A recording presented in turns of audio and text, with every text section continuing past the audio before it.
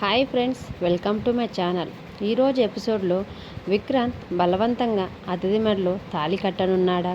తన తండ్రి అయిన అర్జున్ ప్రసాద్ని గౌతమ్ ఎలా కాపాడుకుంటాడు?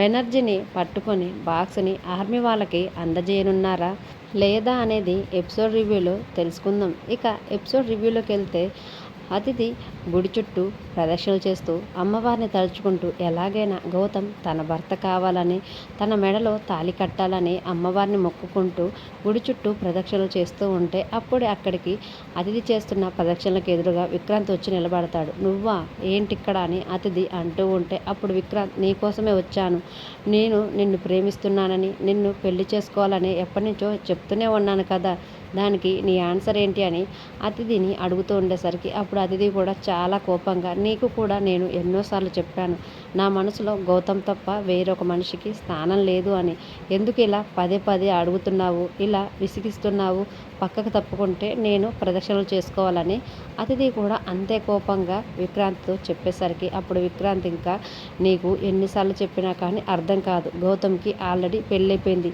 ఇంకా నా ప్రేమని నన్ను నువ్వు ఎప్పుడు అర్థం చేసుకుంటావు, నీకు ఇలా చెప్తే అర్థం కాదు, నీ మెడలో నేను తాళి కడితేనే నేనేంటో నా ప్రేమేంటో నీకు అర్థమవుతుంది రా అని బలవంతంగా ప్రదక్షిణలు చేస్తున్న అతిథిని తీసుకొని గుడివైపుగా విక్రాంత్ అతిథితోటి నడుస్తూ ఉంటాడు. మరోవైపు గౌతమ్, అహల్య ఇద్దరు కూడా కూర్చొని ఒక చోట మాట్లాడుకుంటూ ఉంటారు. మీరు ఏమీ భయపడకండి, ఎలాగైనా ఆ బాక్స్ని మనం బెనర్జీ దగ్గర నుంచి తీసుకొని అంకుల్కి ఇంకా ఎవరికి కూడా ఏమీ కాకుండా ఉండేలా చూద్దాం. ఈ అమ్మవారు శక్తిగల అమ్మవారని పంతులు గారు ఇందాక మనతో చెప్పారు కదా, రండి అమ్మవారి దగ్గరికి వెళ్ళి ఒకసారి మొక్కుకొని వద్దామని అహల్య గౌతమ్తో అంటూ ఉండేసరికి గౌతమ్, అహల్య ఇద్దరు కూడా గుడిలోకి వచ్చే ప్రయత్నం చేస్తూ ఉంటారు.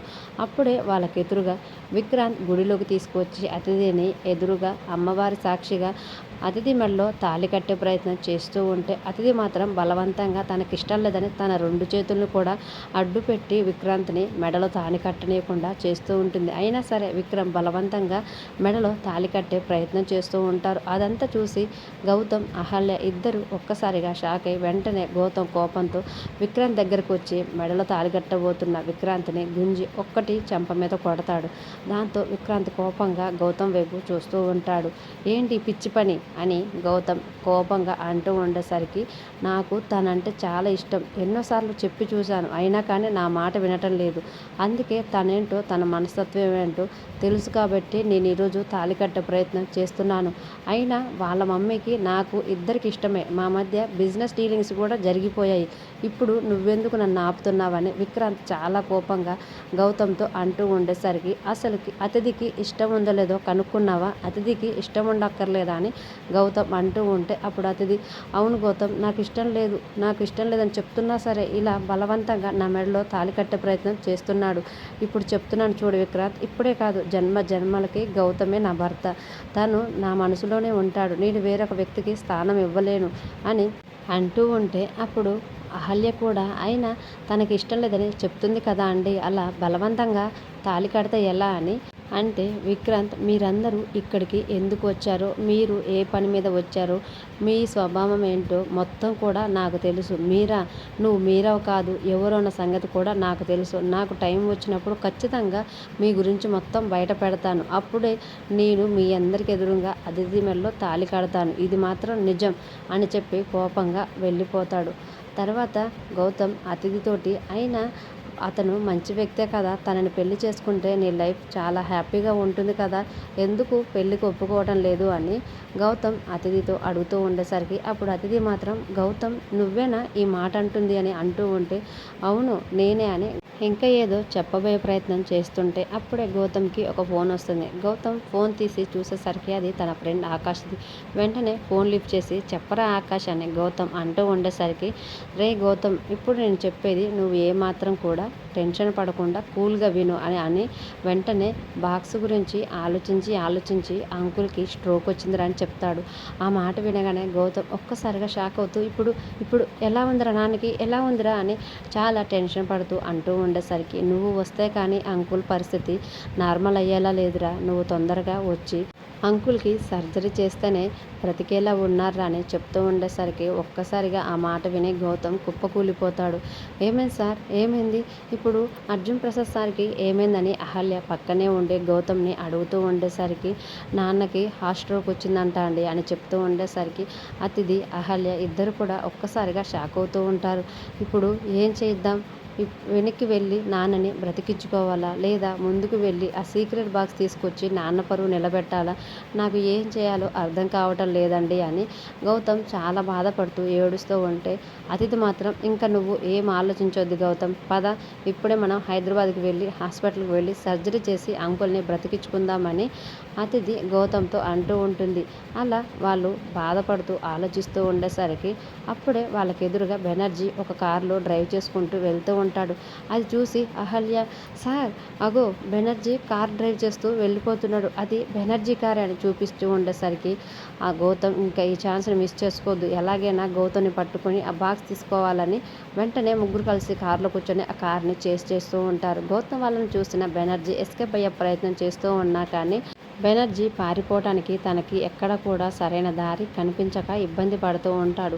అదంతా కూడా అమ్మవారి దయ వల్లనే బెనర్జీకి ఏ దారి కనిపించక ఇరుక్కుపోతాడు. అప్పుడే గౌతమ్ చాలా స్పీడ్గా కార్ తీసుకొని వచ్చి బెనర్జీ కార్కి ఎదురుగా పెట్టేసరికి బెనర్జీ కార్లోంచి ఎస్కేప్ అవుతూ ఉంటాడు. గౌతమ్ కార్ దిగి ఒక్కసారిగా బెనర్జీని పట్టుకొని కొడుతూ ఉండేసరికి అహల్య కార్లో బాక్స్ ఉందేమో తీసుకువద్దామని వెళ్తూ ఉంటుంది. అది గమనించి బెనర్జీ ఒక్కసారిగా గౌతమ్ని కొట్టేసరికి గౌతమ్ కుప్పకూలిపోతాడు. అది చూసి అహల్య అక్కడే ఆగిపోతుంది. గౌతమ్ గమనించి, మీరా గారు, మీరు నా గురించి ఏమాత్రం ఆలోచించకండి, ముందు మనకి బాక్స్ ఎంత ఇంపార్టెంటో మీకు తెలుసు కదా, నాకేమైనా పర్వాలేదు, మీరు వెళ్ళి బాక్స్ కలెక్ట్ చేయండి మీరా గారు అని గౌతమ్తో అంటూ ఉండేసరికి, అది కాదండి, మిమ్మల్ని ఇలా అని అహల్య తడబడుతూ ఉంటే అప్పుడే వెనకాలంగా మీరా ఒక కర్ర తీసుకొని వచ్చి బెనర్జీ తలపై కొట్టేసరికి బెనర్జీ అక్కడికక్కడే కూలిపోతాడు. తర్వాత వెంటనే గౌతమ్ బెనర్జీని తన హ్యాండ్ ఓవర్లోకి తెచ్చుకొని కారులో ఉన్న ఆ సీక్రెట్ బాక్స్ని తీసుకొని రిటర్న్ ఫ్లైట్లో హైదరాబాద్కి బెనర్జీని తీసుకొని వచ్చేస్తారు. అక్కడికి వచ్చిన తర్వాత ఆర్మీ వాళ్ళందరూ కూడా రెడీగా ఉండేసరికి గౌతమ్, అతిథి, అహల్య ముగ్గురు కలిసి ఆ సీక్రెట్ బాక్స్ని ఆర్మీ ఆఫీసర్ అందరికీ అందజేసి అది దేశద్రోహానికి పాల్పడాలని చూసిన బెనర్జీని కూడా వాళ్ళకి అప్పగించేస్తారు. తర్వాత గౌతమ్ ఇంకా నాన్న దగ్గరికి బయలుదేరదాం, ఇంకా నాన్న కండిషన్ ఎలా ఉందో ఏంటో అని అంటూ ఉంటే అతిథి, అహల్య ఇద్దరు కూడా, అవునండి ఇప్పుడు సార్ ఎలా ఉన్నాడో, గౌతమ్ త్వరగా వెళ్దాం, అంకుల్కి తొందరగా సర్జరీ చేద్దాం అంకుల్ కండిషన్ చూసి అని ముగ్గురు కలిసి హాస్పిటల్కి బయలుదేరతారు. హాస్పిటల్కి వెళ్ళిన తర్వాత వచ్చిన గౌతమ్ వాళ్ళని చూస్తూ సుభద్ర, భానుమతి చాలా బాధపడుతూ ఏడుస్తూ ఉంటే గౌతమ్ సుభద్ర వాళ్ళందరికీ కూడా ధైర్యం చెప్పి వెంటనే ఆకాష్ని కలుస్తాడు. అరే ఆకాష్, వచ్చావారా, రా, అంకుల్ కండిషన్ మరి క్రిటికల్గా అవుతుందిరా, ఎలాగైనా మనమే సర్జరీ చేయాలిరా అని చెప్తూ ఉండేసరికి సర్జరీకి కావాల్సిన ఏర్పాట్లన్నీ కూడా గౌతమ్, ఆకాష్ చేస్తూ ఉంటారు. మరోవైపు అహల్య ఆ హాస్పిటల్ రూమ్ బయట నిలబడి చాలా బాధపడుతూ ఉంటే అహల్యని చూస్తూ భానుమతి చాలా కోపంగా ఉంటుంది. అప్పటికే అతిథి తను మీరా కాదు అహల్య అని ఇంట్లో అందరికి కూడా చెప్పేసి ఉంటుంది. దాంతో భానుమతి ఇంకా చాలా కోపంగా మీరా వైపు చూస్తూ ఉంటుంది.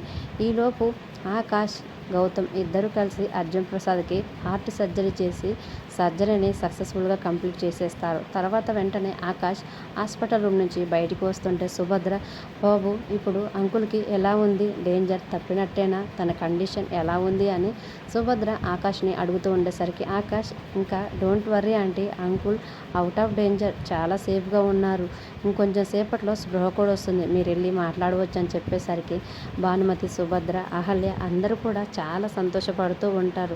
తర్వాత వెంటనే భానుమతి ఎదురుగా ఉన్న అహల్యను చూస్తూ, ఒసే మీరా, ఎంత నాటకం ఆడావే, మమ్మల్ని అందరినీ కూడా ఎంత మోసం చేసి నమ్మించావే, నువ్వు అహల్యవే కదా, అహల్యవే అయినా కానీ మీరలాగా వేషం వేసుకొని వచ్చి మా ఇంట్లో మా అందరికి దగ్గర అవ్వాలని చూస్తావా, నువ్వు ఇప్పుడు మీరావు కాదు అహల్యవే అనే నిజం మా అందరికి తెలిసిపోయింది, ఇక నేను మెడపట్టి బయటికి గెంటి వేయటమే అని భానుమతి చాలా కోపంగా అహల్యతో అంటూ ఉండేసరికి అహల్య భానుమతి మాటలకి ఒక్కసారిగా షాక్ అయి చూస్తూ ఉంటుంది. మరి ఈలోపు గౌతమ్ వచ్చి భానుమతి అహల్యని ఇంట్లోంచి బయటికి వెళ్ళనీయకుండా ఎలాంటి ప్లాన్ వేసి అహల్యని ఆపుతాడు. అసలు అహల్య భానుమతి గారు పెట్టిన కండిషన్ వల్లనే ఇల్లు వదిలిపోయిందన్న విషయం ఇప్పటికైనా బయటపడుతుందా?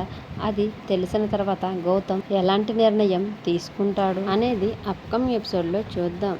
మీకు ఈరోజు సీరియల్లో ఏ భాగం నచ్చింది కామెంట్ రూపంలో తెలియజేయండి. వీడియో నచ్చితే ప్లీజ్ మన ఛానల్ని లైక్ చేసి సబ్స్క్రైబ్ చేసుకోండి. Thank you for watching.